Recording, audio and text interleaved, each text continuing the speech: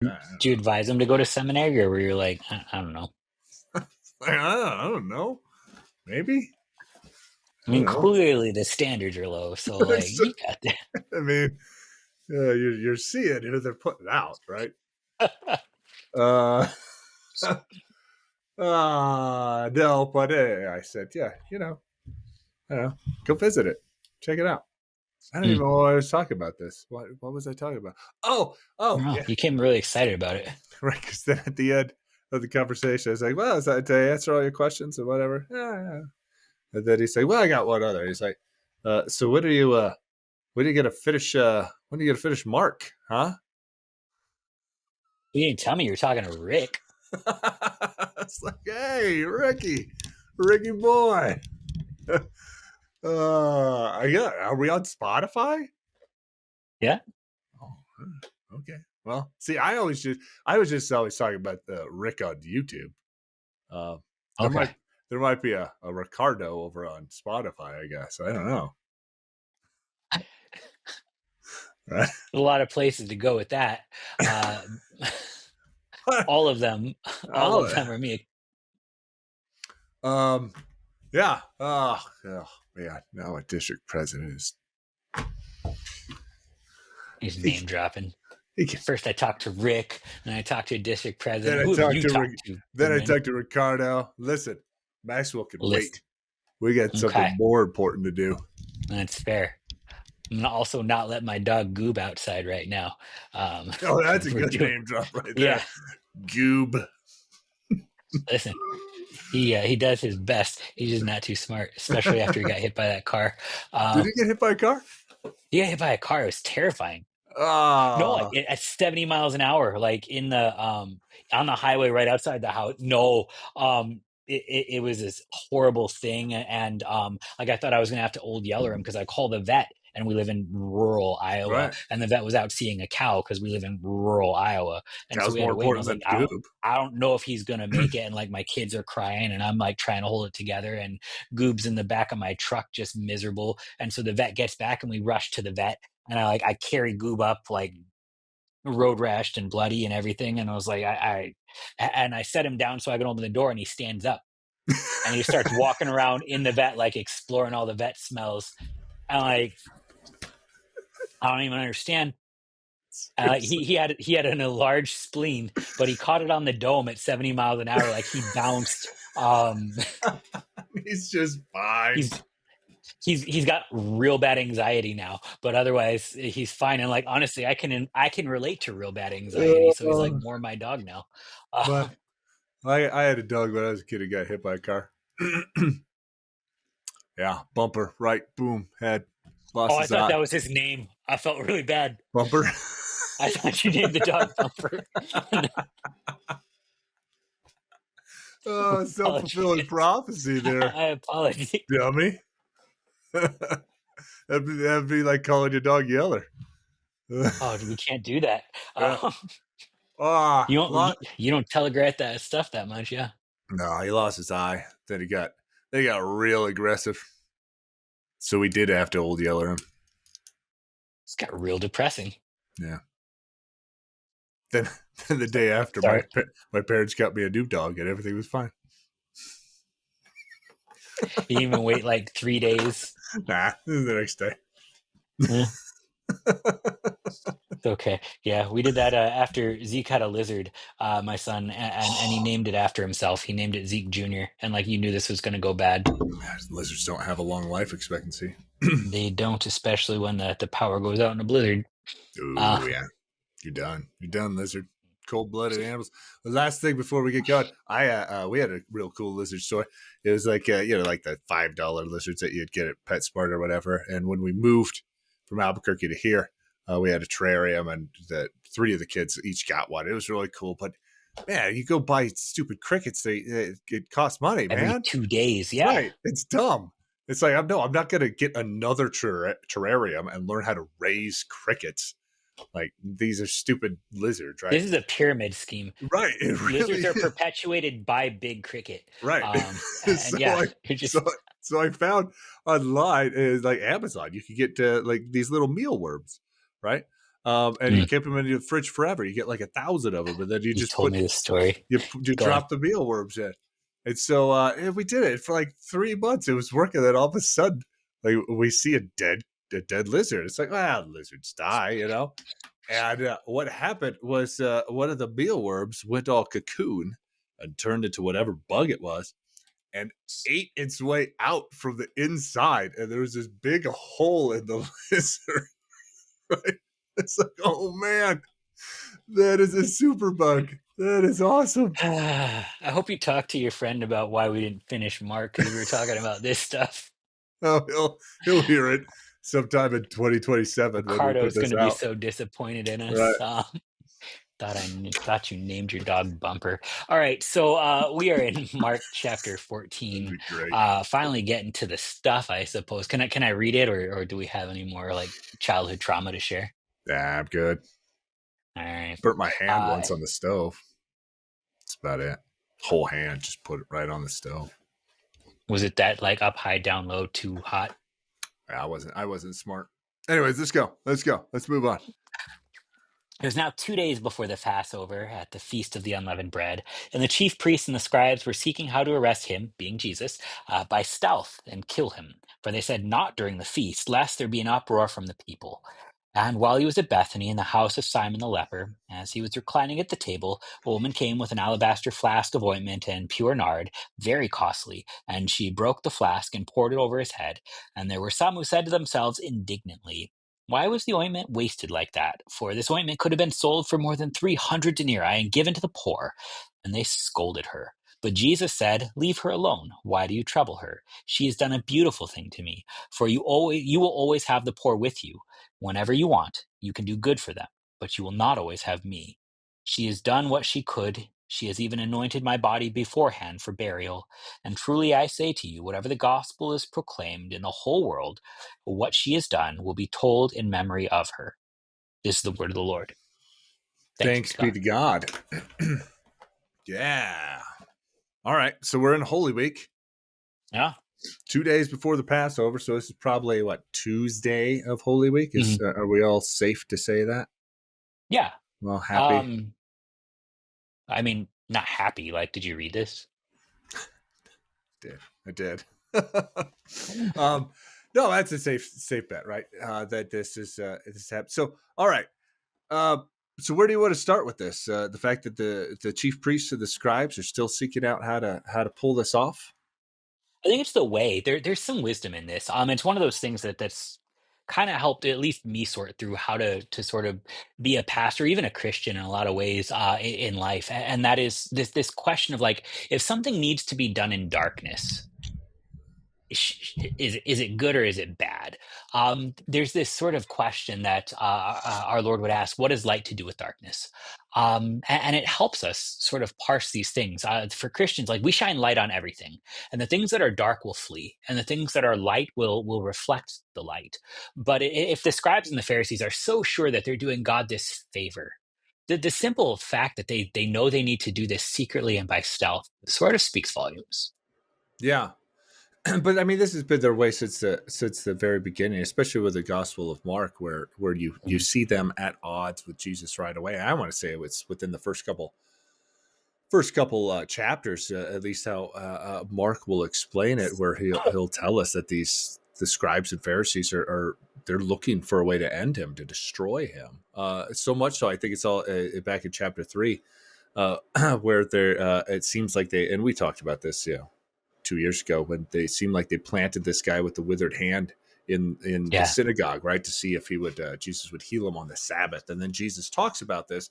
Um, uh, uh, Good versus evil, life versus death, sort of thing. Um, and so I think it's the same sort of thing that you're saying here, light versus darkness. These guys are doing all of this in secrecy and even plotting it in such a way, right? Because they're scared, right? How to arrest him by stealth and kill him. But they're like, we got to make sure we don't do it during the feast, right? Because that's gonna get ugly, and we gotta make sure that as few people as possible know about this type thing. Um, so it's crazy. Like they're all bought in to this destroying of Jesus, and for the simple fact that Jesus is proclaiming the gospel.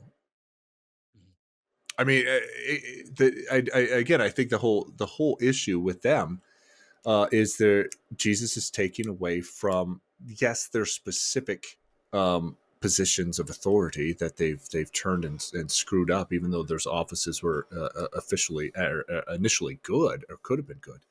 But the fact that the generalized sinner can't really get on board with the gospel once the law unto itself, and when the gospel is proclaimed in all of its purity, they want to silence that Mm. as fast as they can, and it might even be through dangerous and horribly evil ways. I'm going to turn off my space heater in my cold Yeah, I office. have kind of two things along with this too. First, like I'm gonna need you to not reference that we've been doing this for 2 years because um, once our discussion of Jesus' ministry starts to take longer than his ministry itself, I think it probably does become He did problematic. 3 years. He did three. Yeah, I know. So like I'm wondering is all I'm wondering. We're Uh, close.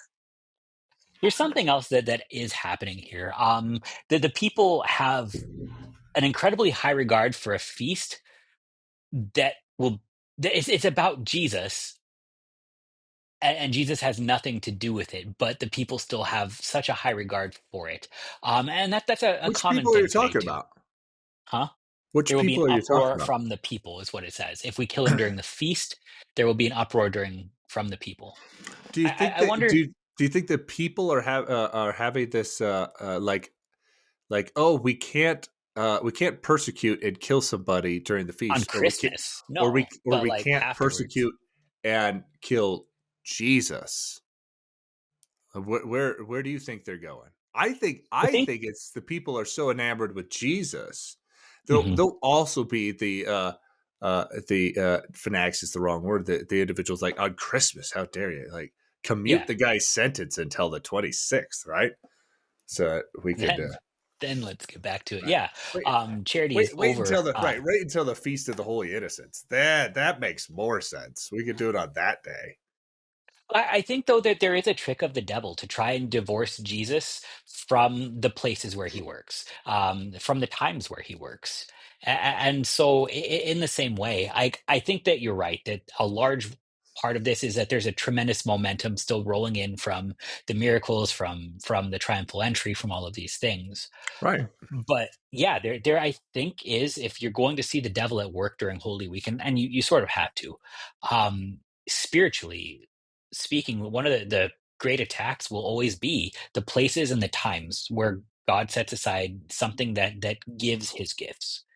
They will come under attack, not by sort of bombing them or burning them into the ground, but by holding them in great reverence and esteem just without Jesus. Right. Yeah. No, absolutely. That was good. That was solid. Thanks for going on to that. My DP just keeps texting me. Like I gotta tell him, like, chill. I'll get back to you at 20, man.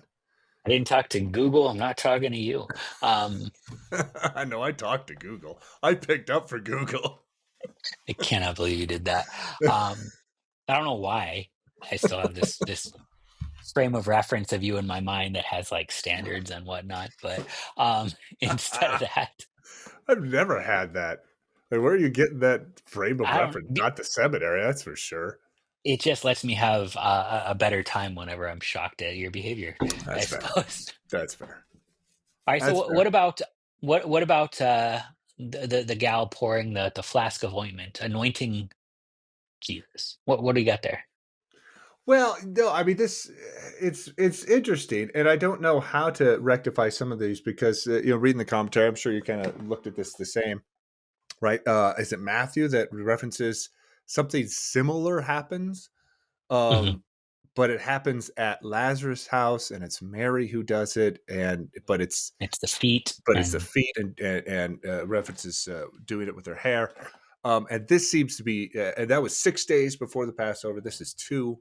Um, and some critical scholars will say, "Oh, see, the two of them couldn't land on the same thing, and they got their details wrong, and they're contradicting each other, as if during Holy Week this couldn't happen."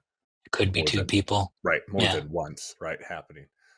Especially since the whole thing of Jesus raising Lazarus from the dead. Perhaps Mary was, quite thankful for it. Maybe, I don't know. Allegedly. Right, Yeah. allegedly raising him from the dead, and allegedly quite thankful for it. But so I'm gonna go with this is a standalone thing. Mary did Yeah, her I'm with you. thing, and now we're This is a different thing. doing it again. Yeah. It's a completely different thing that's happening here, which is good. Um, I can also say for certain that nobody cares at all about the poor in this text, right? I mean, Remember this that is thing I just said about your behavior? well, apart from Jesus, obviously, and he does, and we see it elsewhere. But the people who are like, what is he doing? Let her do this. We could feed so many people, right? And we That get wasn't what that. they wanted to do with it. No, and we get that from a two different places. One, the sinful flesh, right? I mean, whenever you see this at all, and you see this virtue signaling all the time, just out there in society, and it doesn't even have anything to do with theology or Christianity or whatever the case may be. But you see somebody doing something with a lot of money, and you say, "Yeah, I could have done all this good." It's like, yeah, could Mhm. have, but if you had the money, you wouldn't have done it because you're a sinner just like everybody else, and you're selfish. So don't sit there and think that you're of such higher virtuous standing than Mhm. 99.9% of the people out there. You're no Mother Teresa.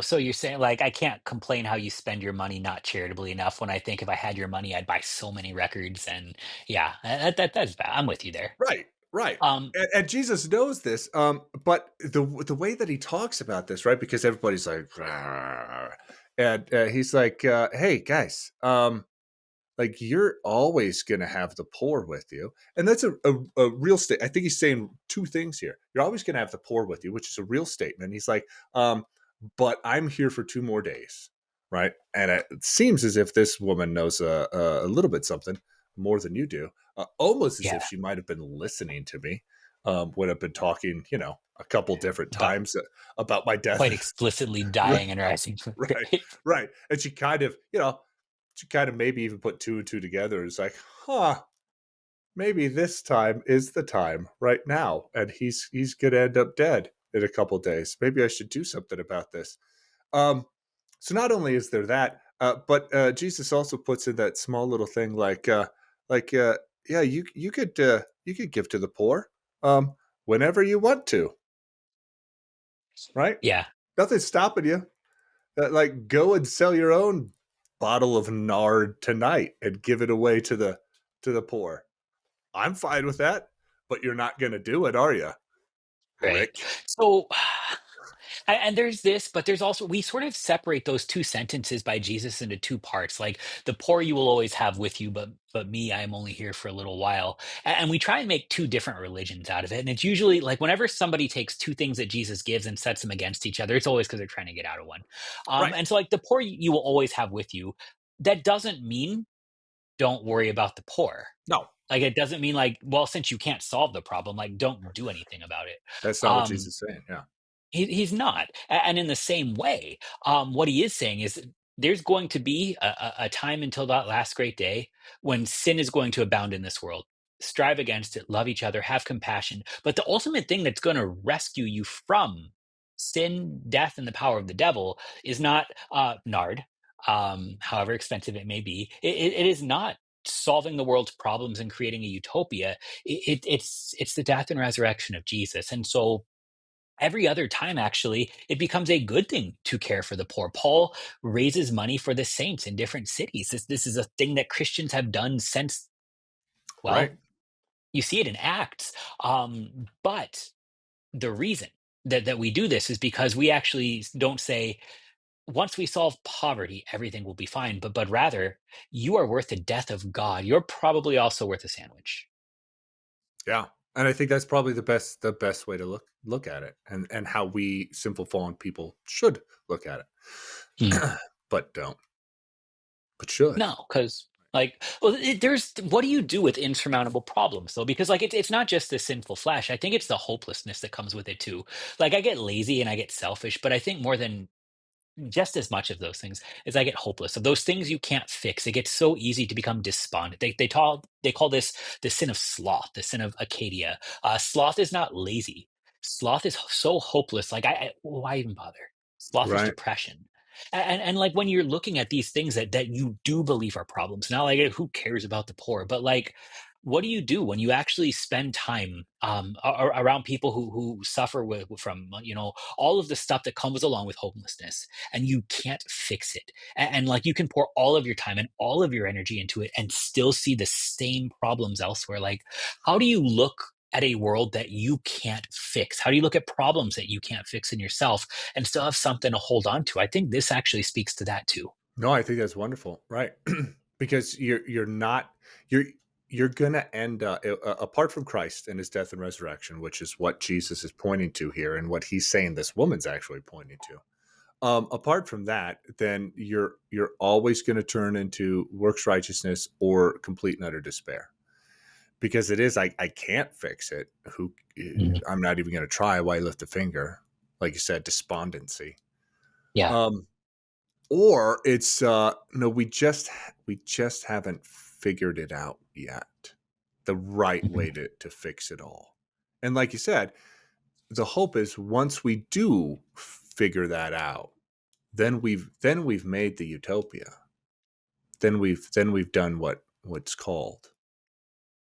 Yeah, I don't It's know. gone poorly every time we've tried it though. No, I think it has, and I think Jesus is, and we might be sliding off the cliff here, but I think Jesus Way to go. is is more is more concerned. Sorry, is less concerned about the poor, and more concerned about Rick, who is poor.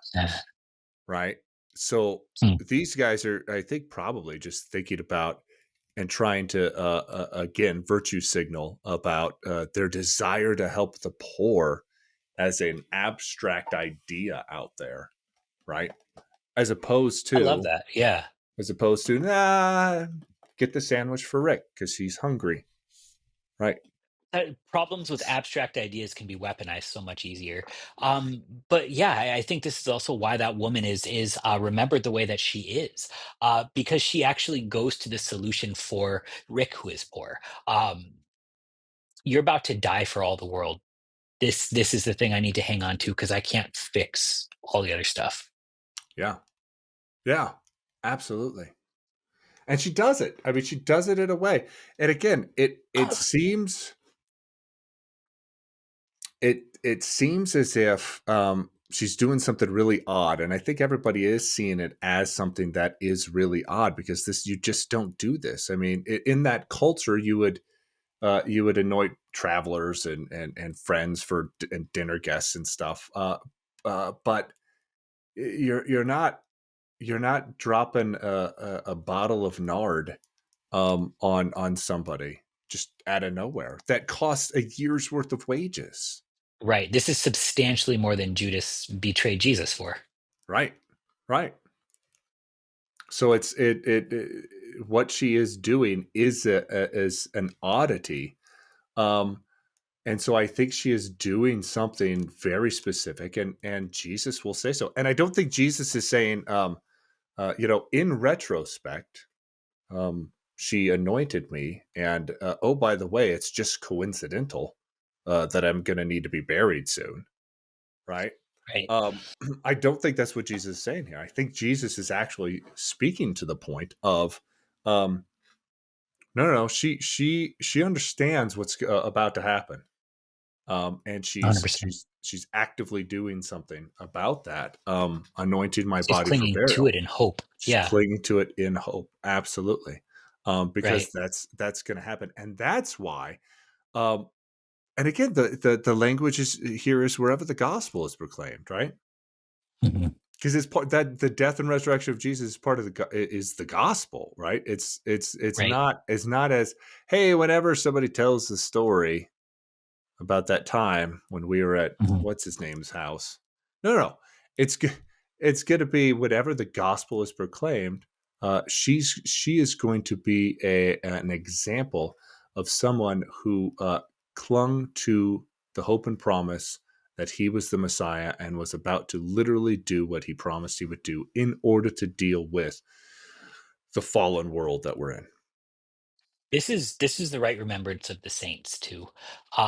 This is how we talk about those who have gone before us in faith. Like you can even sort of let this go to the point where we don't know her name, we don't know her story. Like if we had to preach her funeral sermon today, the thing that we point out is she clung to Jesus. And here it becomes a hope for us to go forward. She'll be sort of the one of the ones who is marked here first, but there will be others who come later. The ones that you remember them for their faith, and the rest gets cleaned up because otherwise it gets really messy. So much so that like when we talk about the is this the same as the Matthean thing? Did the woman who is pouring the flask over Jesus's either head or feet? Did she get the money through illicit? We love so quickly to sort of bring in all the outside things. We bicker over these things, and by the way, I don't think that's the case. Um, Instead of this, let's just confess the faith that they had and say all the sins are forgiven. The thing worth remembering and proclaiming in joy. Look how she clung to Jesus in his death and resurrection. Yeah. Yeah. And again, that's what she's remembered of. Mm, Should be. And when we're speaking about her, that's the thing. She has faith in the gospel, not her act of anointing him, but the act of anointing him showed where her faith resided. It wasn't like right. she was trying to gain favor from him or by him in doing this. It was part and parcel of this. This is what faith does when the It's a Savior's about to reckless do this. confession of that faith. Yeah. Yeah. And to contrast it, and we'll bring in just this next little bit, and we might run just a little bit long, but I think it maybe is worth it, Well, unless if you we hate hadn't talked listening to about us. Goob getting hit, we wouldn't be running long. And Bumper. Um, And poor Bumper and the lizard. zzz. um, Then Judas Iscariot, who was one of the 12, went to the chief priests in order to betray him to them. And when they heard it, they were glad and promised to give him money. And he sought an opportunity to betray him. This is the gospel of the Lord. Contrast Judas chasing money with the woman spending it. There's something going on here. And I think it's actually not just sort of a chance to sort of poke one more at Judas, but maybe even a chance to sort of really wrestle with what the hope is ultimately going to rest in. And I say this because the more and more I spend time with this, the more and more I don't think Judas was a bad guy. Like I don't think that he was a super villain who just sort of like was selfish from the get go. I think instead Judas was probably one of the ones really concerned with how much money just got wasted on the floor and on the head of Jesus. I think he was one of the ones grumbling. Judas was the treasurer of the 12. He was the one who handled the money. It was his job Yeah, to make sure that but he no, also like it liked was to his. get his hands in that money and Well, whoa, hear where me did out that on this. denarii go? We know this, but we also know that like Jesus is he is financially irresponsible. He just like lets this thing go. They could have sold this for a long time, kept the church building in line. They could have set up a trust and never really had to worry about whether or not the church was full or not. They could pay a pastor and keep the lights on. I understand sort of the desire to sort of slide some of this money away from the control of Jesus if he's spending it in a way that doesn't make sense if the thing that you're putting your hope in is the money. I don't Well, think that he was like yeah. gambling with it. You Like know, I genuinely, I don't think he was gambling with it or like Judas really loved drugs. I think that Judas actually really like wanted to see the sick healed and the demons cast out. I think that whenever anybody tried to put a stop to those things, he wanted to find a way to keep the ministry going longer, and that left him in a place where you end up sort of trying to work the things Jesus does against the things Jesus promises, and it puts you in a really messy spot. man, your ability to fulfill the eighth commandment and put the best construction on In everything this is one singular place. Correct. it's Everywhere else, I'm phenomenal. good. No, um, I understand where you're coming from, and I'll even say it's a possibility. I don't know if we do have. I mean, again, that's best construction. Like Mm. in other scriptures, he does mention this is a year's worth of wages, and he says this because he liked to dip his hand in the money bag. I mean, and that connotation doesn't seem to be because he's trying to get the best yield on mutual funds. It seems as if the connotation is, yeah, he always liked that there was enough in there that when a denarii or two went missing, nobody would notice. That Maybe. seems to be the connotation. Like maybe I'm not willing to rule it out. I'm just sort of saying that like when he's introduced as the one who would betray him, like we set our eyes on him and we just sort of want to assume the worst. Oh no, But no, no, no! I Hold on. I mean, mm, um, yeah, I think I'm willing to go with you there that he's not a yeah, supervillain. I just don't. I'm not sure. Um, and again, who am I to say? But it doesn't appear as if he's just somebody who had the best of intentions and I think just that's didn't exactly what it is. and just didn't read the room correctly, right? No, I think I that's exactly what it is. I know you do, and we'll next week we'll probably fight about this and a little bit longer too. I'm not sold on that. I'm sold. Okay. I think you're putting again the best construction and like you're the individuals who think that everybody is inherently good, and No, I don't. I'm here to say that no, everybody's inherent. You know, I'm the Lutheran in the room, and I'm going to say that Yeah, we're by nature and then sinful there's and me. unclean. We are, but like we have such a desire to do good with our sinful and unclean that we make an even bigger mess of it than if we'd had just really liked to gamble. No, and Um, that may be true, but next time we're going to see when right. Jesus talks about right before he institutes the Lord's Yeah. Supper, and then he says, "You're going to The betray one who will me." betray him. Yeah. and and everybody is concerned that it's them, which I Right. think speaks more to the inherent sinfulness and evilness of us than the inherent I'm trying to do best and I just screwed it up. I think all of these guys are in this position of because they're genuinely asking, like, could Every it one of be us could me? drop the ball here. Every one of us could fall. Like to this Right. day. Yeah, But 100%. Jesus is using language of betrayal. Like again, this is next time, and this is now we're going over it. We'll get there. But Stupid like tell goob. me there's not something like quite intentional by the evangelist to sort of put this woman's very expensive great confession of faith anointing the body of Jesus because he will die. I think it was actually Yeah, Judas trying to make money, over and Judas against trying to make Judas's. money. I think Judas assumed that he wouldn't. Like every other time that Jesus was accosted or arrested or attacked, he always outsmarted them, outwitted them, like teleported through them and zip zap zooed away. I think that Judas' real hope here is ultimately in something other than the death and resurrection of Jesus, and that is the greatest downfall for him. Right. And this woman's greatest hope, no matter the cost, is that Jesus will die for her. That's all I'm saying. No, I know that's all you're saying. I'm saying you're wrong. But no, no, I'm not saying that that could be the case. I think again where I'm sitting here is Jesus uses language of betrayal. Yeah. And I think in order to get where we're at with Judas, we're gonna have to read into betrayal as not being betrayal, at least in its most simple form. Um, No, I mean, it was. so I It think absolutely was. so I think there's that. And yes, in every other instance, Jesus was able to get out of it. Um, but I mean, you're putting something on Judas here of saying that I'm going to be able to bamboozle the Pharisees, Mhm. swindle, Caper. yeah, Yeah. swindle 2 months Ocean's worth of 11. yeah, exactly, swindle 2 months worth of wages out of these guys, and Mhm. before they know it, we're going to be on our way to Nazareth, and they'll be none the wiser, right? Except they'll This is be how in I commit my greatest sins. I think I can get more clever than the law, and if I have the right intentions, it doesn't actually count as sin. This is where we do our greatest betrayals. maybe. Maybe. Maybe. Maybe. Allegedly. Allegedly. Yeah. Okay. Mm. We'll find out Yeah. next time on The Uncultured Saint. Yeah.